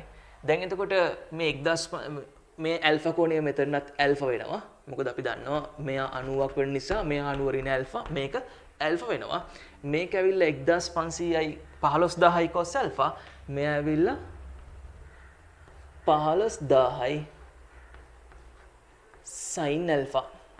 right? 15000යි sin alpha. ඒ කියලා කියන්නේ පුතේ 10න් බෙදුනට පස්සේ 1500ක් වෙනවා. right? 1500යි. ඒ විදිහටම මෙයත් 500යි නිව්ටන් වෙනවා. මෙයාගේ ආනත තලය ඔස්සේ මේ රළු ආනත මාර්ගය ඔස්සේ වන සංරචකය ස්කන්ධයේ බරහි සංරචකය අපිට 500යි sin alpha කියලා ගන්න පුළුවන්. 500යි sin alpha කියලා කියන්නේ 500 නෙවෙයි පුතේ මෙතන 5000ක් වෙන්න ඕනේ. 500 කිලෝග්‍රෑම් 5000යි නිව්ටන්. එහෙනම් 5000යි sin alpha කියලා කියන්නේ 500යි නිව්ටන් කියලා ලැබෙනවා. හරි. ඔන්න ඔය විදිහට ඔන්න සංරචක දෙක. ඊට පස්සේ අපිට කියනවා එන්ජිමේ ක්ෂමතාවය ලොරියේ එන්ජිමේ ක්ෂමතාවය නියත ප්‍රවේගයෙන් ගමන් කරන විට ලොරියේ එන්ජිමේ ක්ෂමතාවය H සමානයි 200යි කිලෝවෝට්. ඒකත් ලියා ගන්න. right. දැන් අපිට අවශ්‍ය වෙන්නේ තන්තුවේ ආතතිය ගණනය කරන්නයි කියන්නේ. තන්තුවේ ආතතිය T මෙයත් තන්තුවේ ආතතිය T. ඊට පස්සේ අපිට තියෙනවා ප්‍රතිරෝධයන්. right. ඒකක ස්කන්ධයකට k බැගින් ප්‍රතිරෝධය ගත්තොත් එහෙම මෙයා 1500යි k වෙනවා. මෙයා ඇවිල්ලා 500යි k වෙනවා. දැන් අපි හොයා ගන්න ඕන මුළු පද්ධතියම සැලකුවොත් ඒ මුළු පද්ධතියම පුතේ ඒකාකාර නියත ප්‍රවේගයකින් ගමන් කරන්නේ. ඒක නිසා අපිට පුළුවන් h සමානයි pv සම්බන්ධතාවය දාලා h දන්න නිසා v දන්න නිසා අපිට p ව ගණනය කරන්න පුළුවන්. right. h සමානයි pv by applying the equation h equals pv here 200 kilowatt 200 සමානයි p වතාවක් p කියලා කියන්නේ අපි තමයි හොයාගන්නේ 5යි ms ඍණ 1යි කියලා ගානේ දීලා තියෙනවා. එහෙනම් අපිට p කියන එක ගන්න පුළුවන් 200 බෙදන්න 5න් 40යි වතාවක් 10 3ක් කියලා මම දාන්න මෙතනට 10 3යි නිව්ටන් කියලා. රයිට්. ඔන්න ඔය ආකාරයෙන් p වල ලැබෙනවා. ප්‍රකර්ෂණ බලය. රයිට්. ඊට පස්සේ දැන් මට මෙයාගේ k හොයා ගන්නත් වෙනවා. මොකද k කියලා අපි දන්නේ නැනේ. ප්‍රතිරෝධයක් තියෙනවනේ මෙයාට. ප්‍රතිරෝධී බලය හොයා ගන්න ඕන. ප්‍රතිරෝධී බලය හොයා ගන්න මම දානවා මුළු පද්ධතියටම ආනතලයේ ඔස්සේ රයිට් ආනතලයේ ඔස්සේ දානවා මුළු පද්ධතියටම අපිට එතනින් පුළුවන් ප්‍රතිරෝධී බලය හොයා ගන්න පද්ධතියේම මුළු පද්ධතියම ගත්තාම 2000යි k කියලා සම්බන්ධයක් තියෙනවා 1500යි 500යි 2000ක් වෙනවා මුළු පද්ධතියේම ආනතලය ඔස්සේ වූ බලයක් තියෙනවා 40 වතාවක් p බලය 40 වතාවක් 10 3යි නිව්ටන් කියන බලය සමානයි ඊට අමතරව ස්කන්ධයේ තියෙනවා සංරචක මෙතන ඇවිල්ලා පුතේ 1500 නිව්ටන් මෙතන ඇවිල්ලා 500 නිව්ටන් දෙන්නම එකතු වුනහම 2000යි නිව්ටන් 2000යි නිව්ටන් ඒ දෙන්නත් ඉන්නවා හරි එතකොට ඔක්කොම බල ටික හරි සමානයි F සමානයි ma මුළු පද්ධතියේම ස්කන්ධය වෙන්නේ එතකොට 1500 500 2000යි තරණය බිඳුවයි රයිට් දැන් උතරින් අපිට කේව තනි කරගන්න පුළුවන් රයිට් කේව තනි කරගන්න පුළුවන් 2000යි k සමානයි 40 වතාවක් 10 3 ඍණ 2000යි රයිට් 2000යි පැහැදිලිද එතකොට බලන්න 10 3 කපලා දාන්න පුළුවන් 10 3යි 10 3යි k සමානයි 40න් දෙකක් ගියාම 38යි 38 දෙකෙන් බෙදුනාම 19යි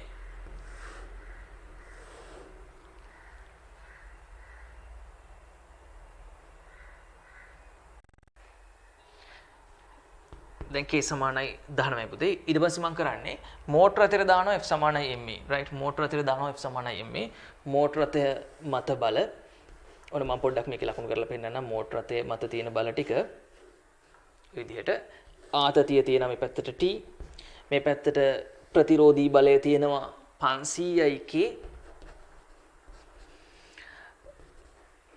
බරහි සංරචක right along the inclined plane there is a component of the weight that is 500 Newton right 500 Newton therefore by using these data I am going to apply F equals ma for the car here along the alpha inclined plane that is t minus 500 plus 500 k is equals to m into 0 right m into 0 දැන් පුතේ t ගේ අගය ඇවිල්ලා 500 එළියට ගත්තොත් එහෙම මේ 500 එළියට ගත්තොත් එහෙම k ධන 1යි ඒ කියන්නේ 19 ධන 1යි 20යි 500 වැඩි කිරීම 20යි t සමානයි 1යි 2යි 3යි බිඳු 3ක් තියෙනවා 5 වරක් 2 10යි බිඳු 3යි නිව්ටන් සම්පූර්ණ කරගන්න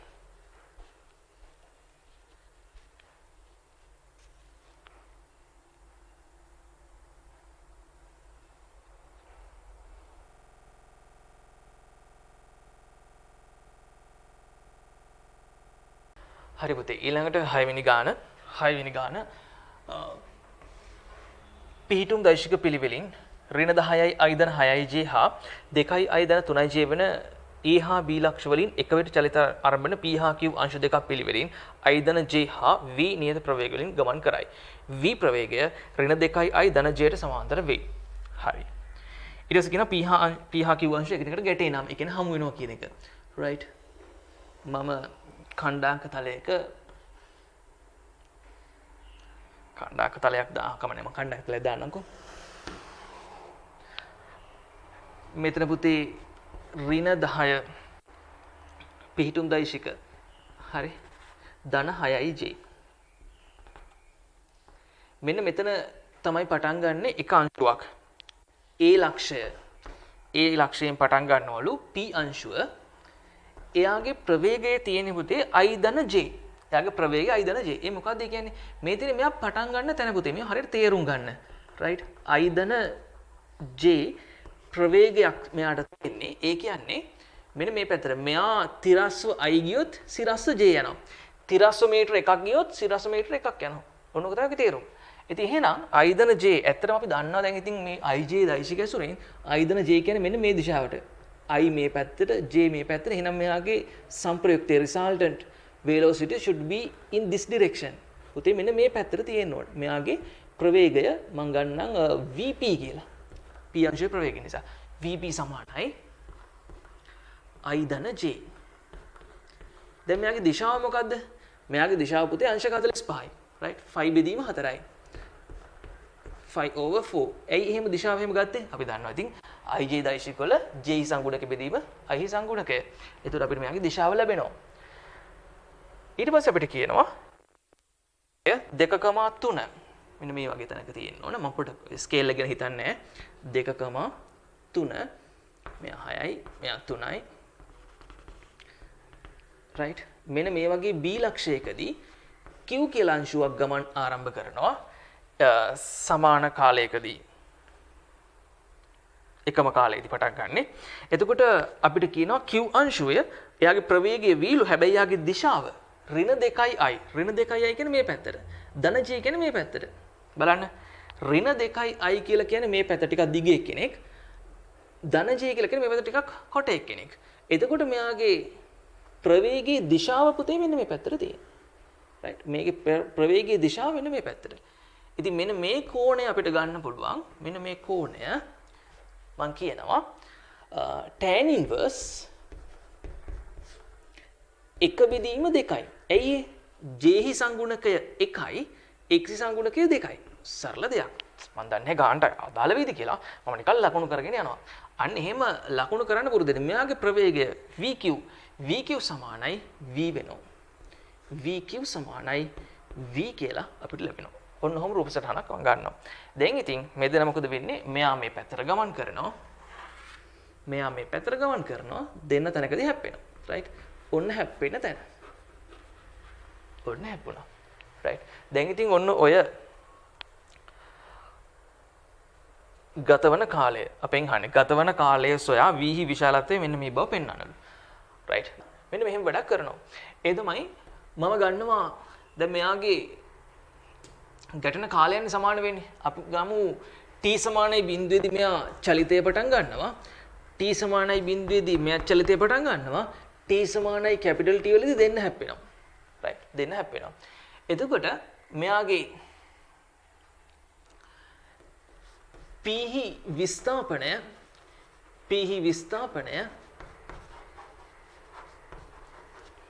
විස්ථාපනය සමානයි එයාගේ ප්‍රවේග සංරචකය VP වතාවක් කාලය T. right? ඒ කියන්නේ පුතේ මොකද්ද? I ධන J වතාවක් T කියන එක. Q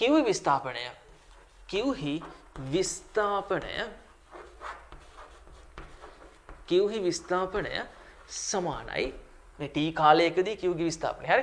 කියන්නේ මෙන්න මේ දුර. දැන් පොඩි ප්‍රශ්නයක් තියෙනවා. මෙයාම මම V කියලා ගත්තොත්. right? මෙයාමට එතකොට V වතාවක් දැන් දන්නේ නැහැනේ. V වතාවක් T කියලා ලියන්න වෙන්නේ. හැබැයි මේ V කියන එක නම මෙන්න මෙතනදී. V කියන එක නම මෙන්න මෙතනදී ලියනවා මෙන්න මෙහෙම. මොකද අපිට කියලා තියෙනවා V කියන ප්‍රවේගය මෙන්න මේ දිශාවට පිටන්නේ කියලා. ඒ කවුද? ඍණ 2i ධන J කියලා. එනවා ලියන ලැම්ඩා වතාවක් ඍණ 2i ධන J කියලා. අවුලක් නැහැනේ. උන් ওই දිශාවට පිටන්නේ. ඒ දිශාවට සමාන්තරයි. අදිශයකින් ගුණ කරලා තියෙනවා.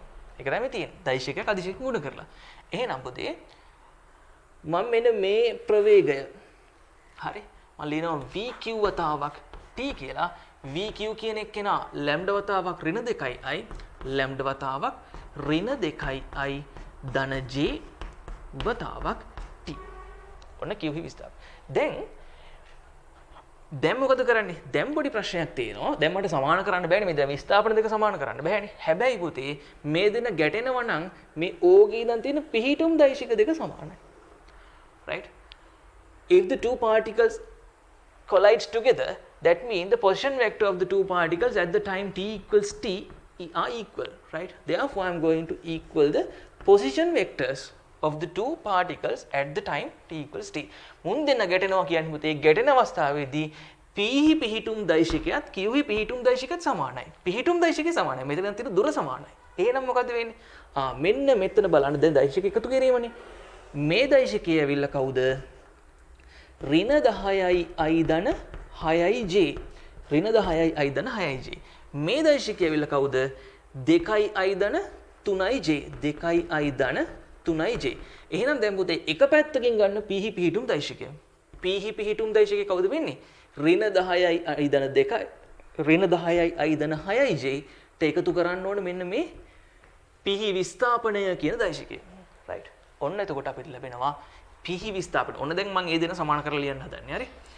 ඔන්න p හි පිහිටුම් දෛශිකය ඍණ 10යි i ධන 6යි j ධන මෙයා වරහන් ඉවත් කරලා ලියනවා ti ධන tj සමානයි q හි පිහිටුම් දෛශිකය කියන්නේ 2i ධන 3j ට එකතු වෙන්න ඕන q හි විස්ථාපනය වරහන් ඉවත් කරලා ලියනවා ඍණ 2i ලැම්ඩා t i ධන ලැම්ඩා t j එක පැත්තකට ගන්නවා සියල්ලම.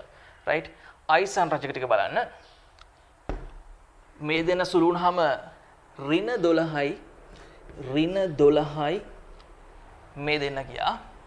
ඊට පස්සේ මේ පැත්තට 2i ලැම්ඩා ධන වෙනවා. ධන 2i ලැම්ඩා t ධන t දෛශික i. ඔන්න කැලි 4ක් එකතු කරා. ඊට පස්සේ j සංරචක මෙතන ඉන්නවා 6i j මෙතන ඉන්නවා 3i j එහා පැත්තට යද්දි 3i j වුණා. පැහැදිලිද? ඊට පස්සේ පුතේ මේ පැත්තේ ඉන්නවා tj මේ පැත්තේ ඉන්නවා lambda tj එහා පැත්තට යද්දි ධන t j අයින් කරමු. හරි. 3 ධන t ඍණ lambda t j සමානයි බිඳුවයි. පැහැදිලිද? දැන් අපි මෙන්න මේක සුළු කරන්න යන්නේ. right. මේක සුළු කරන්න යන්නේ. ඒ තමයි බලන්න පුතේ ij දෛශිකයක් සමානයි බිඳුව වෙලා. right. ij දෛශිකයක් සමානයි බිඳුව වෙලා. ඒ කියන්නේ මොකද්ද? මේ දෛශික i කියන එක කෙනා බිඳුවක් වෙන්නත් බෑ. දෛශික j කියන එක කෙනා බිඳුවක් වෙන්නත් බෑ. පැහැදිලිද? දෛශික i බිඳුවක් වෙන්නත් බෑ. දෛශික j බිඳුවක් වෙන්නත් බෑ. මම ලියනවා මේක අවශ්‍ය නැහැ. දෛශික i අසමානයි බිඳුවයි දෛශික j අසමානයි බිඳුවයි. එතකොට පුතේ බලන්න ඒ කියන්නේ මේ අනිවාර්යයෙන්ම මෙන්න මේ සංගුණකයේ බිඳුවක් වෙලා තියෙන්න ඕනේ. j හි සංගුණකයත් බිඳුවක් වෙලා තියෙන්න ඕනේ. හරි? j හි සංගුණකය i හි සංගුණකය බිඳුවක් වෙනවා. දැන් මට ලැම්ඩා සහ t හොයාගන්න මෙන්න මේ දෙනා සුළු කරන්න ඕන. ඒ කියන්නේ මෙයා බිඳුවට සමානයි මෙයා බිඳුවට සමානයි. ඒ දෙනගේ ලැම්ඩා සහ t ලබා ගන්නවා. මම මෙන්න මෙහෙම වැඩක් කරනවා. මෙයාගෙන් අපි එකපාරටම ගමු. මෙන්න මෙහෙම බලන්න මෙයාගෙන් ගන්නෙම t ව එළියට ගන්නවා. 2i ලැම්ඩා ධන 1i t සමානයි මේ ඍණ 12 මේ පැත්තට එනවා ධන 12ක් වෙනවා. හරියට සමානයි බිඳුවනේ. ඍණ 12 මෙතන ධන 12ක් වෙනවා. මෙතනොත් මම t එකක් එළියට ගන්නවා. 1 ඍණ ලැම්ඩා t 1 ඍණ ලැම්ඩා t මෙහෙම ලියන්න. ලැම්ඩා ඍණ 1i t කිය. ඒ කියන්නේ මෙයා මේ පැත්තට ගියත්. ලැම්ඩා t එහා පැත්තට ගියා. ඍණ t එහා පැත්තට ගියා. සමානයි 3යි නේ. බෙදලා දැම්මා. t ට t කැපෙනවා. මෙයාට 1යි මෙයාට 4යි. මේ t ට t කපන්නේ t අසමානයි බිඳුවක් නිසා. හරි. t අසමානයි බිඳුවයි. ඒ නිසා මෙයා 4යි. මෙතනින් අපිට ලැබෙනවා ලැම්ඩාගේ අගය පහසුවෙන්ම. ලැම්ඩා සමානයි මොකක්ද වෙන්නේ? මේ පැත්තට එනවනේ 4යි ලැම්ඩා. මේ 2යි ලැම්ඩා මේ පැත්තට ආවම 2යි ලැම්ඩා එක වෙනවා. මේ පැත්තට එනවා ඍණ 4යි ලැම්ඩා එක ඍණ 4ක් එනවනේ. ඍණ 4 මැද ධන 4ක් වෙනවා. එතකොට 4යි 1යි 5ක් වෙනවා. 5 බෙදීම 4යි ලැම්ඩා. ඊට පස්සේ t ගියාගේ. right? පහවෙදිම 2යි. පහවෙදිම 2යි. සුළු වුණානේ. පහවෙදිම 2යි. ඊට පස්සේ t ගියාගේ. right? ඊට පස්සේ t ගියාගේ අපිට ගන්න පුළුවන් capital T සමානයි එකපාරින්ම ගමු මෙයා බිඳුවක් වෙන නිසා පහ බෙදීම 2 දාපුවාම 2ට 2 කැපිලා 5ක් වෙනවා 5යි 1යි 6ක් වෙනවා 12 සමානයි 6යි t වෙනවා t සමානයි 2ක් වෙනවා එකපාරින් ගන්න මේ දේවල් ඔන්න විදියට දැන් අපෙන් අහන්නේ මොකක්ද ගතවන කාලය t ඔන්න හෙව්වා t ඒකක කියලා දාන්න මෙතන හරි t සමානයි 2යි ඒකක කියලා මොකක් හරි ඒකක ඉතින් පැය නම් පැය මිනිත්තු නම් මිනිත්තු තප්පර නම් තප්පර රයිට් ඊට පස්සේ v ගේ විශාලත්වය අහනවා හරි ලැම්ඩා ගේ යගේ දන්නවනේ දැන් මෙතනට ඉන්න v සමානයි ලැම්ඩා ගේ යගේ දන්න නිසා ලැම්ඩා කියන්නේ පහ බෙදීම 2යි මම වරහන් ඉවත් කරලා ලියනවා හරි ලැම්ඩා ගෙන් වරහන් ඉවත් කරනවා බලන්න ලැම්ඩා වතාවක් ඍණ 2යි i ධන j වරහන් ඉවත් කරලා ආදේශ කරන්න පුතේ පහ බෙදීම 2 ආශ කරාම ඍණ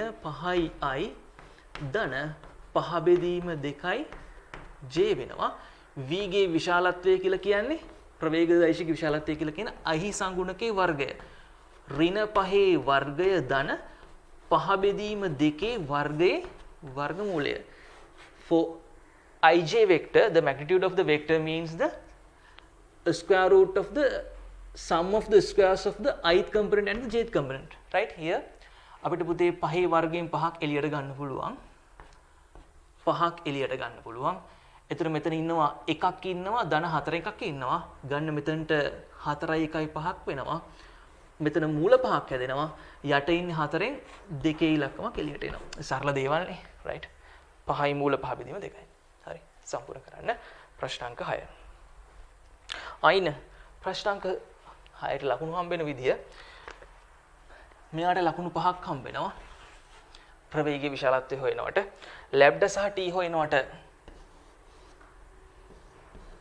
ලකුණු 5ක් හම්බෙනවා ඇත්තට මෙන්න මෙතන මේ ලකුණු 5 මෙන්න t හොයනවට කෙනෙක් t හොයලා ලැම්ඩා වැරද්දුවොත් ඒ ලකුණු 5 හම්බෙනවා මොකද ඒ ලැම්ඩාට හිමි වෙන ලකුණු 5 තමයි පුතේ මෙතනට හම්බෙන්නේ right ලැම්ඩාට හිමි වෙන ලකුණු 5 තමයි උතනට හම්බෙන්නේ t සමානයි 2යි එතන මෙතන 5යි මෙන්න මේ දෛශිකය ගන්නවට අරගෙන මේ බිඳුවට සමාන කිරීම ලියනවට ලකුණු 5ක් හම්බෙනවා මෙන්න මේ තොරතුරු ටිකක් තියෙන්නේ මේ ij අසමානයි බිඳුවයි මේගොල්ලෝ බිඳුවට සමාන වෙන්න ඕන කියන තොරතුරු ටිකට ලකුණු 5ක් හම්බෙනවා දැන් ලකුණු 15ක් ලැබිලා තියෙනවා ඔයගොල්ලන්ට මෙන්න මේ විදිහට විස්ථාපන මෙයාගේ විස්ථාපනය ගන්නවට මොකද දැන් මෙන්න මේක ලියන්න නැතුව එක් දරුවෙක්ට පුළුවන් කෙලින්ම මෙතනට එන්න ඒකට ලකුණු 5ක් හම්බෙනවා මෙන්න මෙයාගේ විස්ථාපනය කරනකොට ලකුණු 5ක් හම්බෙනවා. මොනවා කරතද ලකුණු 25ක් කැඩිලා යන්නේ.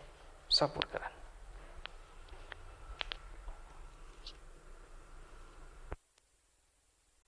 ගණිතයේ 7 වෙනි ගාන දිග 2a සහ බර w වන AB ඒකාකාර දණ්ඩක් සුමට සිරස් බිත්තියකට සිරස් තලයක ලම්බ සිරස් තලයක සමතුලිතව ඇත්තේ එහි a කෙළවර බිත්තිය ස්පර්ශ කරමින් හා ඒ කෙළවරට ඉහළින් B කෙළවරට පවතිනසේ දණ්ඩ මත ලක්ෂයක් සුමට නාදැත්තක් මත පිහිටන පරිදිය. right. ඒකෙදි ප්‍රසිද්ධ ගාන ඒකාකාර දණ්ඩක් එයාගේ බර W මෙයාගේ දිග 2යි A. එහෙනම් මෙතන C ලක්ෂය මෙයා B මෙයා A කියලා ගත්තොත් මෙයාගේ දිග අර්ධයක් දිග මෙන්න මෙතන A ලක්ෂය පිහිටනවා. මෙතනින් අබිලම් ප්‍රතික්‍රියාවක් එනවා සුමට බිත්තියෙන් R අබිලම් ප්‍රතික්‍රියාව මෙතනින් එනවා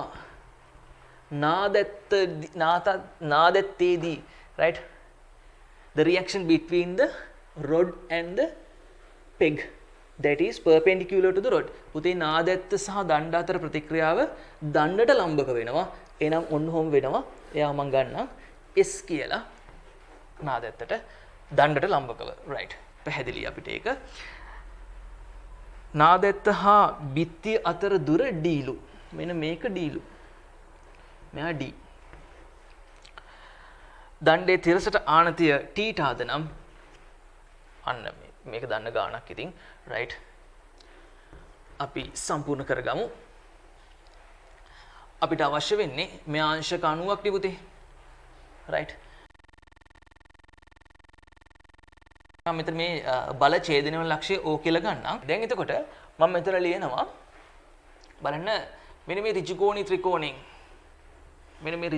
ත්‍රිකෝණයෙන් මට ලියන්න පුළුවන් D සමානයි AD cos θ කියලා. AD cos θ පැහැදිලිද? සාමාන්‍ය දෙයක් නේ. ඉතින් cos θ මට ලියන්න පුළුවන්. මේ මෙතන මේ cos θ ලියන්න පුළුවන් මේ ත්‍රිකෝණය සැලකුවත් මේ ත්‍රිකෝණය සැලකුවත් ලියාගෙන යන්න පුළුවන් අපිට. D සමානයි AD cos θ. දැන් AD කියලා කියන්නේ මෙයා AD කියන්නේ මේක. මම ලියනවා AD සමානයි එතකොට D සමානයි AD වෙනුවට මම ලියනවා AO cos θ කියලා. AO ව cos θ කියනවාම AD වෙනවා. right? AO cos θ වතාවක් cos θ. ඔන්න ඔහොමනේ තියෙන්නේ. එතකොට දැන් මේ AD වෙනුවට තමයි මේක ලියුවේ. ඊට පස්සේ AO කියන්නේ කවුද? AO කියලා කියන්නේ මෙන්න මේ දුර. ඒ ගැන පුතේ මෙන්න මේ දණ්ඩේ දිග A වෙනවනේ. දණ්ඩේ දිග 2යි A. මෙන්න මෙතන AC දුර A වෙනවනේ. එයාව cos θ ගෙන් නැම්මොත් AO වෙනවා. දැන් AO වෙනුවට මම ලියනවා එහෙනම් D වතාවක් A cos θ කියලා. නැත්තම් පොඩ්ඩක් ලස්සන කරලා ලියන්න මෙන්න මෙහෙම AC cos θ කියලා. AC cos θ. දැන් මේ cos θ cos වර්ගය θ වෙනවා. cos වර්ගය θ. දැන් එහෙනම් D සමානයි AC කියලා කියන්නේ simple A cos ඝනය θ වෙනවා. අපිට උතනින් θ සමානයි cos inverse ඝන මූල D බෙදීම A කියලා ලැබෙනවා. ඔන්න ඔහොමයි උත්තරේ තියෙන්නේ. ඝන මූල D බෙදීම A කියලා. හරි සම්පූර්ණ කරන්න. මේකේ ලකුණු හම්බෙන්නේ. මම මේකට ලකුණු දෙනවා මෙන්න මේ රූප සටහන. right? රූප සටහනේ මේ බල තුන ඒකලක්ෂ වෙන තැනට ලකුණු 5ක්. ඊට පස්සේ මේ නාදත්තේ ප්‍රතික්‍රියාව සමග දණ්ඩ මත බල ලකුණු කරනකොට ලකුණු 5ක් ලකුණු 10ක් දෙනවා රූප සටහනට. ඊට පස්සේ මෙන්න මෙතනදී උත්තරයට දෙන්නේ නැහැ ලකුණු 5ක්. මෙන්න මෙතන ලකුණු 5යි. මෙතන ලකුණු 5යි. මෙතන ලකුණු 5යි. මේක අයින් කරන්නකො. මෙතන දාලා ලකුණු 5ක්. ওই විදිහට පිළිවෙලට ඒ පීවර තුනට ලකුණු 15යි.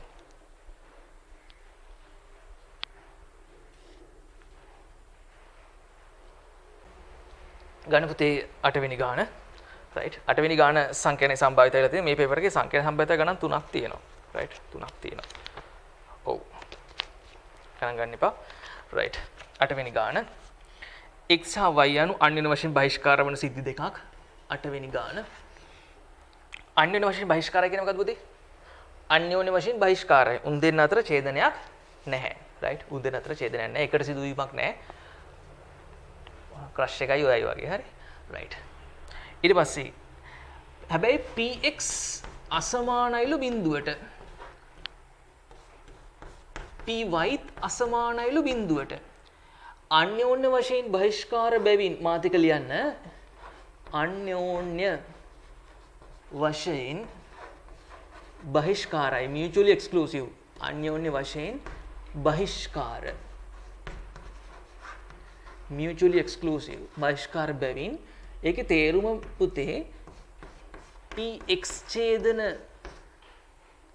y right x intersect y is equal to 0 මෙයා බිඳුවට සමාන වෙනවා. හැබැයි px කියන සිද්ධියත් py කියන සිද්ධියත් අසමානයි බිඳුවට. දැන් මෙතනදී පුතේ එතකොට ස්වයාත්ත නම් අපි දන්නවා for independent events එකිනෙකට ස්වයාත්ත සිද්ධීන් දෙකක් නම් අපි දන්නවා px වතාවක් py කියන එක නා සමාන වෙන්න ඕන px ඡේදන y ට. ඔන්න ඔහොමනන්නේ අපි ස්වයාත්තයි කියලා කියන්නේ. නමුත් අපිට දීලා තියෙනවනේ px අසමානයි බිඳුවයි py අසමානයි බිඳුවයි. එහෙනම් මේ දෙන්නගේ ගුණිතය මන් ලියනවා මෙන්න මෙහෙම ලියන්න නැතුව අසමානයි බිඳුවයි කියලා. හරිනේ. අර දෙන්නගේ ගුණිතය ඒ දෙන්න වෙන වෙනම බිඳුවට සමානයි නම් ඒ දෙන්නගේ ගුණිතයත් බිඳුවට සමානයි. පැහැදිලි දෙයක් නේ ඒක. එහෙනම් පුතේ හැබැයි මට මෙතන ඇවිල්ලා තියෙනවා මොකද්ද? x ඡේදන y px ඡේදන y ඉන්ටර්සෙක්ෂන් එක බිඳුවයි කියලා. මෙතන ඇවිල්ලා තියෙනවා මොකද්ද? මේ දෙන්නගේ සම්භාවිතාවන්ගේ ගුණිතය අසමානයි බිඳුවයි කියලා. එහෙනම් මෙතනදී මෙහෙම වෙලා තියෙනවද? ස්වයාත්ත නියමයේ පිළිබදලා තියෙනවද? මේ x ඡේදන y සමානයි px වතාවක් py වෙලා තියෙනවද? නැහැ පුතේ. එහෙම වෙලා නැහැ. සමාන නැහැ. ඒක නිසා ස්වයාත්ත නොවේ. They are not independent. x හා y සොයාත නොවේ. X and y are not independent. They are because of what? They not obey to the independent rule, right? The two event doesn't follow the independent rule. පුතේ x හා y කියන සිද්ධීන් දෙක ස්වයත්තතා නියමය අනුගමනය කරන්නේ නැහැ. ලියන්න. ඒකට අපි දෙනවා ලකුණු 5ක්. තව මොනවද අහලා තියෙන්නේ මේකේ? right. මට දෙනවා ස්වයත්ත නොවේ කියලා වචනේ ලියනකොට ලකුණු 5යි. right. මෙන්න මේක පෙන්වනකොට ලකුණු 5ක් දාගන්නකො. දැන් ලකුණු 10ක් හම්බ. ඊට පස්සේ බලන්න මොකද්ද කියන්නේ? A සහ B යනු PA සමානයි භාගයයි. PA සමානයි භාගයයි. මම ගොඩාක් දුරට පුතේ සාකච්ඡා කරලා තියෙන බෝඩ් එක පැත්ත හැරලා ඉන්නේ තරහ වෙන්න එපා ඒක ගැන. වැඩේනේ කරගන්න ඕන අපි. PA සමානයි භාගයයි. P B සිදු වී ඇති විට A සිදුවීමේ සම්භාවිතාවය. A given B equals 1/4. පුතේ ඒකයට 4යි. P A සිදු වී ඇති විට B සිදුවීමේ සම්භාවිතාවය 3න් 1යි. සිද්ධි දෙකකි. හේතු දක්වමින් පහදන්න A හා B සිද්ධි ස්වයත්ත වේද? A සහ B සිද්ධි ස්වයත්ත වේද? හේතු දක්වමින් පහදන්නලු. right. මම ගන්නවා මෙහෙම. P A ඡේදන B. right. P A ඡේදන B මේ ගුණන නියමයේ කියන එක ප්‍රොඩක්ට් රූල් කියන එක අපිට ගන්න පුළුවන් මෙතනින්. P A ඡේදන B කියලා කියන්නේ මෙන්න මේ විදිහට. මම මෙතන ලියනවා PB වතාවක්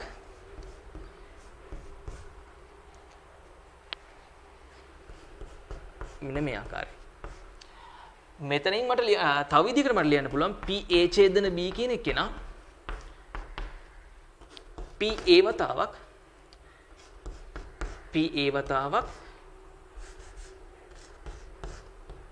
PB බෙදීම A කියලා. බලන්න මෙතන PA ගේ අගය දීලා තියෙනවා 2න් 1යි. A සිදුවිය ඇතුළේ B සිදුවීමේ සම්භාවිතාවය 3න් 1යි. ඔක්කොම 6න් 1ක් වෙනවා. right. 6න් 1ක් වෙනවා. ඊට පස්සේ පුතේ දැන් මෙයා PA ඡේදන B 6න් 1ක් වෙන නිසා මෙතනට ගන්නවා 6න් 1 සමානයි PBව තමයි මම හොයන්න බලාපොරොත්තු වෙන්නේ. වතාවක් B සිදුවිය ඇති විට A සිදුවීමේ සම්භාවිතාවය කියන්නේ 4න් 1යි. මෙතන 4න් 1යි. එහෙනම් PB කියලා කියන්නේ කවුද? PB කියලා කියන්නේ 2 බෙදීම 3යි. සරල දෙයක්. PB. දැන් මේ දෙන සොයාත් වෙනවනම් මොකද්ද වෙන්න ඕනේ? මේ මම මෙතන ගණනය කරේ PA ඡේදන B නේ. PA ඡේදන B. මෙතන මම ගණනය කරේ PB. PA වතාවක් PB මොකද වෙන්නේ බලන්න. මේ පැත්තට එන්න. right. PA වතාවක් PB. බලන්න PA අපිට දීලා තියෙනවා භාගයයි. වතාවක් PB මට ආවා 2 බෙදීම 3යි. 3න් 1යි. අසමානයි PA ඡේදන Bට. ඒක නිසා ලියන්න A හා B ස්වයත්ත නොවේ. A හා B ස්වයත්ත නොවේ. A සහ B ස්වයත්ත නොවේ. right. A සහ B ස්වයත්ත නොවේ. දැන් ඇත්තටම මේක මෙහෙම දකින්න ඕනෙත් නැහැ. කෙනෙකුට මේ ගන්න පුළුවන් පුතේ මේ බලන්න මෙතනදී ගණනය කිරීම මම මෙතන ගණනය කිරීමක් කරලා පෙන්නුවේ. කෙනෙකුට කියන්න පුළුවන් ද PA ගේ PA සමානයි භාගයයිනේ. B සිදුවී ඇති විට A සිදුවීමේ සම්භාවිතාවය 4න් 1යිනේ. right. B සිදුවී ඇති විට A සිදුවීමේ සම්භාවිතාවය 4න් 1යි. ඒ කියන්නේ Aව තනියම සිද්ධ වෙනවා නම් එයා සිදුවීමේ සම්භාවිතාවය භාගයයිලු. B සිදුවී ඇති විට A සිදුවීමේ සම්භාවිතාවය 4න් 1යිලු. ඉතින් ඒ දෙන්න සොයාත් වෙන්න පුළුවන්. ඒ නැති B ගෙන් බලපෑමක් තියෙනව නේද? සොයාත් වෙන්නේ නැහැ.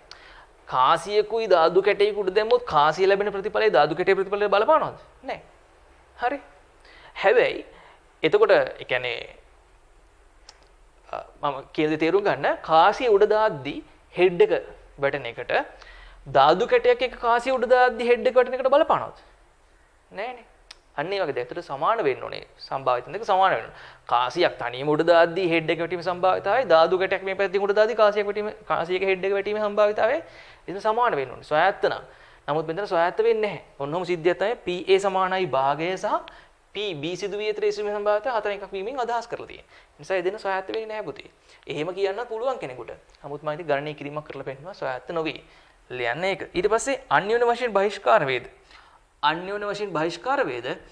ඇත්තට මෙතන PA ඡේදන Bට අගයක් අපි ගත්තානේ. PA ඡේදන Bට ඇත්තට මේකට උත්තරේට මම කලින්ම ඇවිල්ලා තියෙනවා මේ බලන්න. ඒක උත්තරේ කලින්ම ඇවිල්ලා තියෙනවා. මොකද්ද? මෙයා අන්‍යෝන්‍ය වශයෙන් බහිෂ්කාර වෙන්නේත් නැහැ. ඇයි PA ඡේදන Bට නිශ්චුන්‍ය අගයක් තියෙනවා. මේ අපි කලින් ගත්තේ. අන්‍යෝන්‍ය වශයෙන් බහිෂ්කාර නොවේ. රයිට් මෙතන ලියන්න අන්‍යෝන්‍ය වශයෙන් බහිෂ්කාර නොවේ කියලා. හරි. මෙතනට එද්දී ඔයගලන්ට ලකුණු 10ක් හම්බෙලා තිබුණා. ඉතින් ලකුණු 15 බෙදෙන්නේ මෙන්න මෙහෙමයි. PA ඡේදන B හොයලා අන්‍යෝන්‍ය වශයෙන් බහිෂ්කාර නොවේ කියනකොට ලකුණු 5ක් වෙනවා. හරි. ඊට පස්සේ PB හොයලා PB හොයා ගන්නවට ලකුණු 5ක් හම්බ වෙනවා. මෙතනදී මෙන්න මේ ගුණන නියමයේ දාලා සොයාත්ත නියමයේ දාලා සොයාත්ත නොවේ කියලා පෙන්වනටත් ලකුණු 5ක් හම්බ වෙනවා. ඔන්න ආකාරයෙන් 15 බෙදිනවා. කවුරු හරි කෙනෙක් මේ සොයාත්ත නොවේ කියනට අර මං කිව්ව විදිහට කරුණු දක්වලා තියෙනවනම් if anyone has given reasons in order to show that PA times PB is not equal to P intersection B, that one also correct. They are also given with this 5 marks. Right. සම්පූර්ණ කරන්න 8 වෙනි ගාන. පුතේන 9 වෙනි ප්‍රශ්නෙට ඊළඟට අපිට කියනවා සම්භාවිතාවෙම ගානක්. විවාහයෙන් පසු අවුරුදු 30කට වඩා ජීවත්ව සිටීමේ සම්භාවිතා සාමයක හා බාහිරයක් සඳහා පිළිවෙලින් 2 1 හා 3 1 වේ. මට මතක විදිහට 3 1 හා 2 1 වේ. ස්වාමියෙක් කසාදයෙන් පස්සේ අවුරුදු 30ක් ජීවත් වෙන සම්භාවිත 3 1යිලු. හැබැයි බිරිඳට පුළුවන්ලු 2 1ක්. කාගෙන්ද ළමයි වැඩි? හරි. නේද? right. හරි. ගමුත් මෙහෙම. මේක මට මතක විදිහට 1996 තිබුණා කෙටි ප්‍රශ්න විදිහට මේ 1996 පේපර් එක තිබුණා. හරි. ගන්න ප්‍රශ්නාංක 9. මම ගන්නවා M කියලා event එකක්. right, I am going to define an event M. පිරිමියා නෑ ස්වාමියා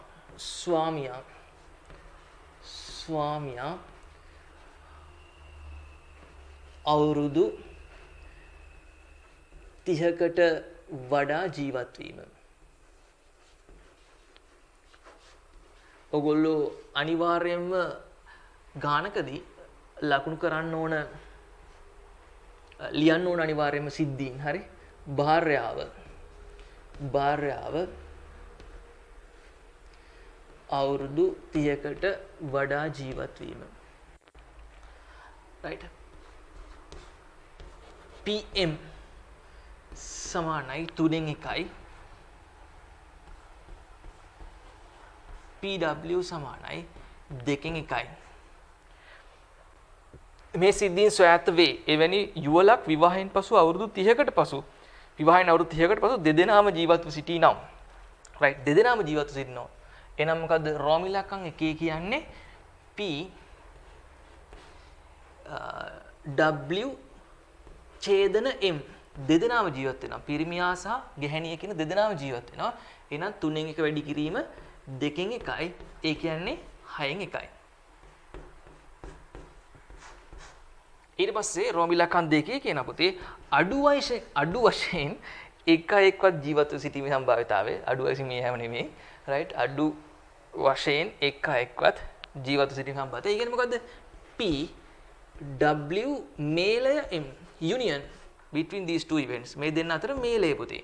ඒ කියන්නේ එක්කෝ භාර්යාව ජීවත් වෙන්නව නැත්නම් භාර්යාව හෝ ස්වාමියා ජීවත්ව සිටීමේ සම්භාවිතාවය. මොකද්ද? ඉතින් අපි දන්නවා මෙයාවත් දන්නවට පහසුවෙන්ම PW ධන PM ඍණ PAW ඡේදනය M කියලා ගන්න පුළුවන්. දැන් මෙතන ආදේශ කරන්න 3න් 1 ධන 2න් 1 ඍණ 6න් 1 මෙතන 5ක් වෙනවා 4ක් වෙනවා. මෙතන 5ක් වෙනවාට 5 එකක් ගියාම 4ක් වෙනවා 4 යට 6යි. ඒ කියන්නේ 2 බෙදීම 3යි. අඩු වශයෙන් දෙදෙනාගෙන් එක්කෙනෙක්වත් ජීවත් සිටීමේ සම්භාවිතාවය මෙන්න මේ පරිදි වෙනවා. එච්චරයි අපෙන් අහලා තියෙන්නේ. මෙයාට ලකුණු 25 ප්‍රදානය කරමු. මෙයාට ලකුණු 5යි. මෙයාට ලකුණු 5යි. ඇත්තට මෙතන ස්වයාත්ත නියමයේ ලියන්න. මට මේක කියන්න අමතක වුණා. P W ඡේදනය M සමානයි PW වතාවක් TM කියලා ලියලා ආදේශ කරන්න පුතේ. ඒකට ලකුණු 5ක් හම්බ වෙනවා. උත්තරේ ලකුණු 5ක් හම්බ වෙනවා. මෙන්න මේ සම්බන්ධයෙන් ලියනකොට ලකුණු 5යි ලියලා ආදේශ කරන ලකුණු 5ක් හම්බ වෙනවා. උත්තරයට ලකුණු 5ක් හම්බ වෙනවා. එයා කරේ ලකුණු 25. ඔහොම මෙන්න 10 වෙනි ප්‍රශ්නෙට 9 වෙනි ප්‍රශ්න සම්පූර්ණ කරගන්න. 10 වෙනි ප්‍රශ්නය සංඛ්‍යාණයෙන් ලැබෙන්නේ අපිට කියනවා දත්ත සමූහයක මධ්‍යයන් හා සම්මත අපගමනයන් පිළිවෙලින් x bar සමානයි 42යි සම්මත අපගමනය ස්ටෑන්ඩඩ් ඩීවියේෂන් කියන එක මම මේක sx සමානයි 15ක් කියලා ලැබිලා තියෙනවා. මධ්‍යයන්යේ 50 හා සම්මත අපගමනයේ 20 වන පරිදි රේඛීය පරිණාමනයක් right linear transformation එකක් දානවා පුතේ. මතක තියාගන්න අපි සූත්‍ර ඉගෙන ගන්නවා සංඛ්‍යානයේදී යම්කිසි සංගහණයක right යම්කිසි සංගහණයක මධ්‍යයන්නේ x බා වෙලා සම්මත අපගමනය sx කියලා නැත්නම් s කියලා ගන්නවා නම් අපි මෙයාට රේඛීය පරිණාමනයක් කරා මෙන්න මෙහෙම. ඒ කියන්නේ මෙයාගේ අවයවයක් ඉන්නවා නම් xi කියලා. xi අවයවය xi කියන අවයවය බලන්න ඔයගොල්ලන්ට පේනවා ඇති මෙතන xi මම ලකුණු කරේ. xi කියන අවයවය b ගෙන් ගුණ කරලා a කියලා නියතයක් එකතු කරනවා නම් right b ගෙන් ගුණ කරලා a කියලා නියතයක් එකතු කරලා yi කරලා ගන්නවා නම් එතකොට අපිට පුළුවන් මේ x bar සහ x භාව කොහොමද වෙනස් වෙන්නේ සහ මෙයාගේ සම්මත අපගමනය s කියන එක කොහොමද වෙනස් වෙන්නේ කියන එක ගැන අපි සූත්‍ර ලියනවා. ඒ තමයි මම මෙහෙම ලියනවා xi කියන අවයවය b ගෙන් ගුණ කරලා එයාට a කියලා නියතයක් එකතු මේක රේඛීය පරිණාමනයක් කියන්නේ මේක linear transformation එකක් කියලා කියනවා. yi කියලා අලුත් දත්තයක් බවට පත් කරනවා නම් මෙයාගේ පුතේ දැන් මෙතන මම සාධනය කර ඉන්නේ නැහැ. සූත්‍ර මෙයාගේ පුතේ මධ්‍යයන්ය right x bar කියන එකනත් මෙන්න මෙහෙම වෙනස් වෙනවා. x bar කියන එකනාවත් b ගෙන් ගුණ කරලා a කියලා නියතයක් එකතු කරාම අපිට කෙලින්ම y bar කියන එකනාව ගන්න පුළුවන්. සූත්‍ර ඔප්පු කරලා තියෙනවා. හරි. දැන් මොකද කියන්නේ? එහෙනම් a සහ b නියත අපි නිර්ණය කරන්න ඕන. අපිට දත්ත දීලා තියෙනවා. කොහොමද? මධ්‍යයන්නේ 50 හා සම්මත අපගමනයේ 20 වන පරිදි. හරි. එහෙනම් මධ්‍යයන්නේ මෙයාගේ 50ක් වෙනවලු.